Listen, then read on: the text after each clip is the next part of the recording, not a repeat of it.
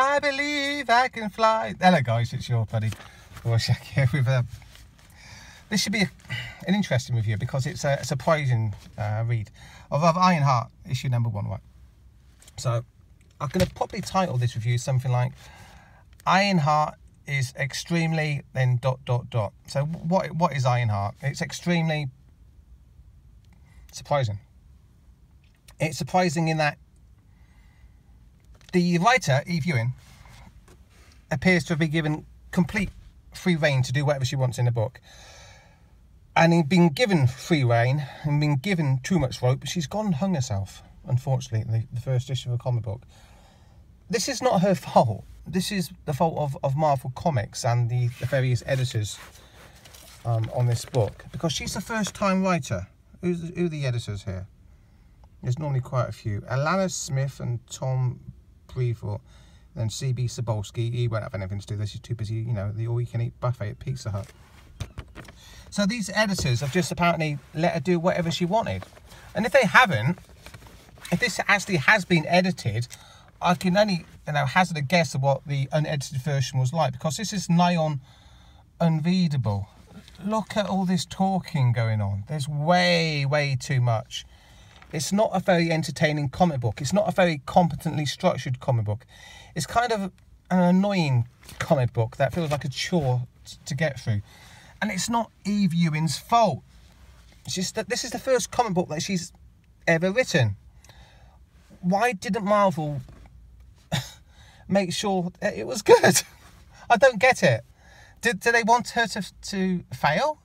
Do they want people like me to criticise it and then they can scream racism and sexism like the politicians do on television today? I don't understand. Why have they let Eve Ewing down so badly and just, let her do whatever she wants? Because she doesn't really know what she's doing.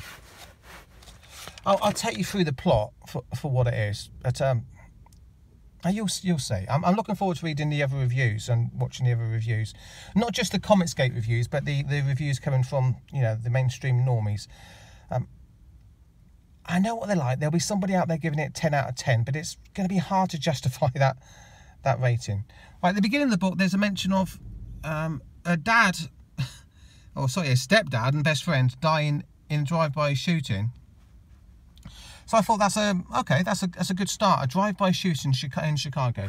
Are you going to be talking about single mum households, young men joining gangs, the gang culture, the thug life culture, the high murder rate, all that kind of stuff in Chicago? Because Riri Williams is in Chicago and Eve Ewing is a writer who lives in Chicago. If you were a superhero, right, living in Chicago, wouldn't your number one concern be the gang violence in the city? Especially being written by somebody who lives there. But no, that's the only mention of gang violence in the book. It says here, where is it? She wants to protect her hometown of Chicago. But she doesn't protect her hometown of Chicago. She's protecting a bunch of globalist politicians who are visiting the town. Here they are. It's a friendly dictator there. So these are the good guys that Riri's going to protect. She begins, by the way, just talking about herself, being very self-obsessed. And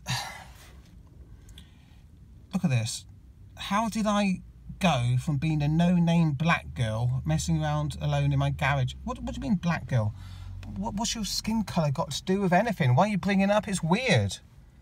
It's really weird. And it's like the writer herself is writing herself as Riri Williams. And I noticed, right, at the end of the book, this is the writer actually talking, right?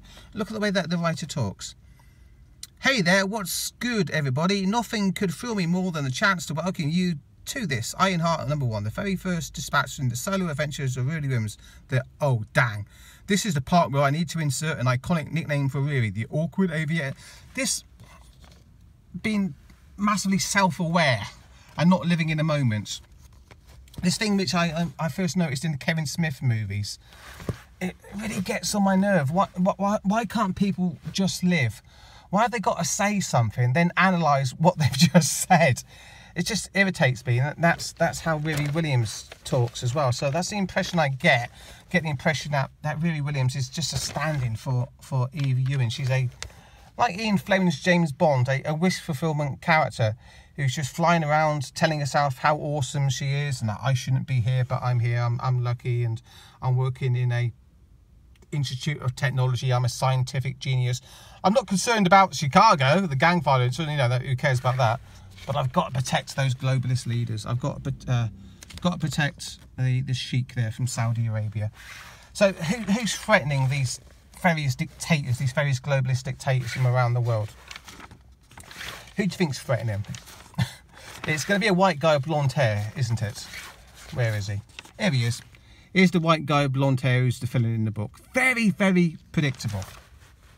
First off, though, the entitlement from this girl. This guy's like the director in charge of the institute. So, you know, he's letting her use his institute and, you know, all this stuff. She's not paying for it. She's a teenage girl. She can't afford to, you know, pay for all this stuff. So he's basically funding it, or, you know, at least helping her get the funding to do all this stuff, to be the super top scientist. And look at her attitude towards him. Well, maybe if you didn't treat this workspace like a zoo where you could drop by wherever you want with a little field trip, there wouldn't be any safety concerns. Unbelievable. The sense of entitlement. This is supposed to be a superhero, remember. She's not likeable. She's not a likeable person. I don't know what the writer is like. I don't know if the writer, I know she's a university type. Maybe she's got a sense of entitlement as well, but it's certainly coming across in this character of Riri Williams. So she defeats the bad guy, the blonde guy, quite easily. Then there's way too much talking going on. Look at this little panel, all these words. It was a chore to get through. So many little panels, so many words. Look at this, just look what it looks like. Does that look like it's going to be fun to read? Where are the big splash panels? Where's the excitement? There is no excitement. Well, how does she beat this blonde guy then? I don't really know. He's all of a sudden he's defeated, and that's the end of that. And he says to her something really strange. You and I are the same in so many ways. Maybe you can't see it today, but it's true. I only hope that someone with your talents doesn't let people just throw you away like they did me. Is this Riri Williams, or is this Eve Ewing? What is this about? Then she's contemplating what this bad guy just said. We are alike because when everyone tells you you're brilliant, but it seems like no one really sees you, what's the point? What does that mean? I don't know what that means. Everyone's telling her that she's brilliant, but no one sees you. But don't they have to see you to tell you you're brilliant? I don't get it. And there's a dream sequence about idyllic childhood. Well, is that Chicago? I just want to say something about this supervillain. I've just remembered as I was talking about him. Check out his motivations for, you know, doing what he's doing here. Look at this. This is unbelievable. So, yes, I'm a violent terrorist, a very real one. I intend to make that clear today. What terrorist ever calls themselves a violent terrorist? Could you imagine ISIS storming a building and just before they're massacring everyone saying, we're violent terrorists? No, they're following an ideology. They think they're right. They don't see themselves as violent terrorists. Terrorist is a pejorative. It's a word like conspiracy theory or white supremacist. It's a word used by the left to demonise their enemies. Terrorists don't call themselves terrorists. White supremacists don't call themselves white supremacists. David Icke does not call himself a conspiracy theorist. It's just a word used by the left to demonise people they disagree with. So the writer doesn't understand anything. It comes across as a bit dumb, a bit low IQ.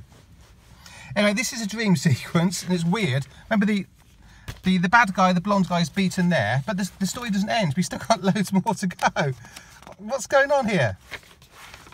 Well, she wakes up because some handsome young man is phoning her, and then is it 1, 2, oh, not that one, oh, dance a lot, 3, 4, 5, 6, 7, 8, 9, 9 pages of chatting to him on the phone, basically arranging a date, And then the book ends with the writer thinking, oh no, I guess I better prepare something for issue number 2 because, well, the villain was defeated about 10 pages ago and nothing's going on. So this person pops up. Natalie? To be continued. Who's Natalie? Is that a best friend who died at the beginning? We didn't see? A best friend and stepfather were killed. I'm guessing this was her best friend, but they don't say her best friend's name was Natalie at the beginning, so you have to kind of guess. So is this the ghost of her best friend? It's not exactly very exciting, is it? It doesn't exactly leave you drooling with anticipation about what's going to happen next. Unbelievable. So it's just massively surprising to me that Marvel Comics would just hang out poor old Eve L. Ewing there, and you know, look at the weather outside. Just let her do whatever she wants, basically. And because she's a newbie, because this is the first comic book she's ever written, it's not very good. It's really not very good at all. And when this book gets bad reviews, when the sales start plummeting after issue number 2 because it's not very exciting, what are they going to do? Are they going to start shouting racism and sexism to all the people who are not buying the book because it's a black female character or, you know, black female writer, but they're not buying the book because it's not very good? I don't understand. I don't understand. If you do, please let me know in the comments down below, and I'll end the video there. So a very surprising book to me. A book that I assumed would be good because, you know, identity politics, but a book that it's just not very good at all. Yeah, very, very surprising. Thanks for checking out the vid. Please like and subscribe to the channel if you'd be so kind. And hit the bell for instant updates, because you know what YouTube are like, messing around with notifications. Take care, everyone. I'm looking forward to hearing what you've got to say about this. I'll catch you all later.